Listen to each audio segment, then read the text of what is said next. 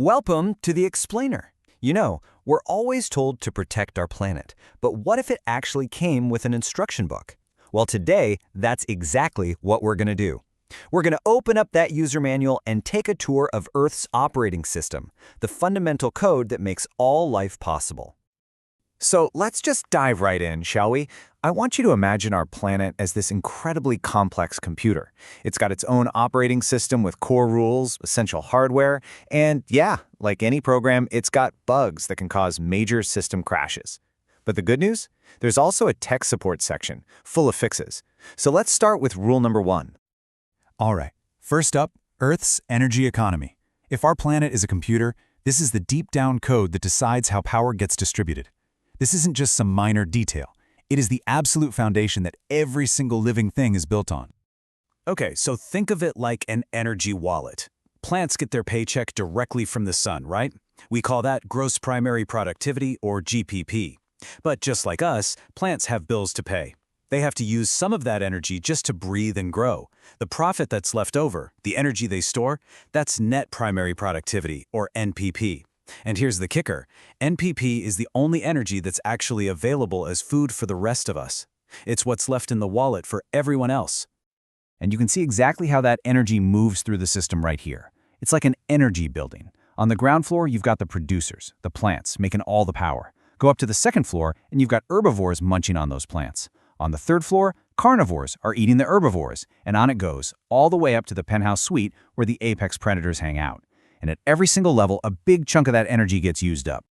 So if the flow of energy is the software, what's the hardware? Now that we've got the rules of power down, let's look at the actual physical components our planet's OS runs on. We're talking about the absolute essentials: water and soil. And check this out. When we talk about fresh water, you might be surprised where it all is. Think of it like a ladder. On the very bottom rung, that little sliver, that's all the water in all the rivers. Take a big step up and you get to groundwater. But look at that top rung. It's massive. The vast majority of Earth's freshwater is totally locked away in glaciers and ice. It really makes you realize just how precious that tiny little bit of river water truly is. And what about the very ground we're standing on? Well, soil isn't just a pile of dirt. It's structured, kind of like an apartment building. Way up top, you've got the O horizon. That's the organic penthouse suite full of leaves. Below that is the A horizon, your topsoil. And as you go down, you hit harder subsoil, then weathered rock, and finally, you're in the basement, solid bedrock. And here's a cool trick to remember the order: O, A, B, C, R. Just think O, a beautiful, colorful rock. You know, every operating system has its bugs, and our planet's is no different. In our user manual, the bugs are these pollution monsters, glitches in the code that, if we're not careful, could threaten to crash the entire system. So let's meet a few of these villains, shall we? Most of them are created by our own industrial activity. You've got sulfur dioxide, SO2, the main baddie behind acid rain. Then there's particulate matter, this nasty swarm of tiny particles that can get deep inside your lungs. And of course there's lead, a silent and really dangerous neurotoxin. These are the bugs we're up against.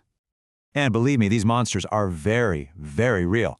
Back in December 1952, they caused a catastrophic system failure in London. It got incredibly cold, so everyone started burning huge amounts of cheap, dirty coal to stay warm.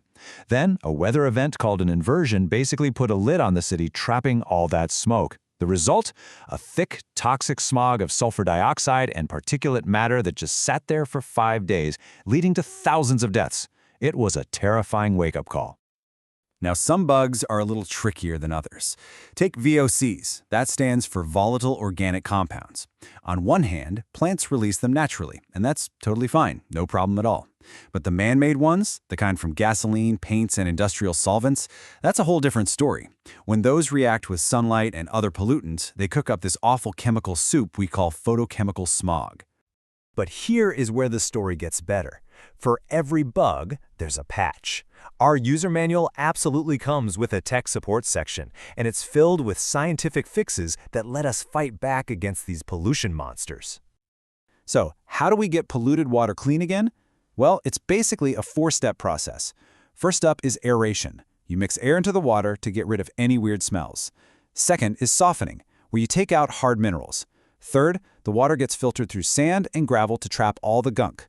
And finally, disinfection, usually a little chlorine to kill off any leftover bacteria. It's a pretty clever factory for making clean water. And when we're talking about cleaning wastewater, get this, the real heroes are microscopic. The most important part of the whole process is called secondary treatment. Why? Because this is where millions and millions of helpful microorganisms are put to work, literally eating all the organic waste in the sewage. It's nature's own cleanup crew, just supercharged. So how can we tell if a river or lake is healthy? Well, we use two key measurements that are basically polar opposites. On one side, you have biochemical oxygen demand, or BOD. That's how much oxygen bacteria need to break down waste. Think of it as the demand on the system. On the other side is dissolved oxygen, or DO. That's the amount of oxygen actually available for fish and other life to breathe. It's the supply. So the takeaway is simple. For healthy water, you want low demand, low BOD, and a high supply, high DO. Of course, some of the most powerful fixes are the ones we can all use every single day. The tech support manual calls these the 3 guardians.